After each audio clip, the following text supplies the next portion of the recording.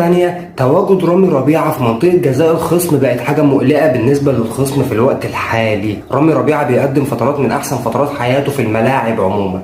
في الدقيقة 13 رامي ربيعة حسين الشحات بياخد الكورة بيجيبها من على الجنب يباصي، الحارس ما يعرفش يمسكها، رامي ربيعة بيخش يكمل عليها يجيبها جول. بعدها مفيش الدقيقة 14 يعني لسه الوقت التايم بيعد في الدقيقة 14، يضغط إمام عاشور على المدافع يغلطه يطول الكورة بيرسي تاو يخش على الكورة يعدي بيها الحارس ويجيب الهدف الثاني. وده كان باختصار اهم احداث الشوط الاول. بس القصه هنا في حاجه، ان بعد الجونين اللي انت جبتهم بدات تتراجع نص ملعبك، بدا الفريق الكيني يضغطك في نص ملعبك. وفي سلبيه هنا، حاجه سلبيه هنا، ان بدات تفقد الكوره بسرعه او عدم الاحتفاظ بالكوره عندك بقى اقل. خليت الفريق الكيني، انا شايف ان هو فريق متواضع يعني مع احترامي ليه تمام، بس خليته يتجرأ عليك. شال كورتين محمد الشناوي هو اللي شالهم، طلع على كوره منهم وشاط كوره عليه.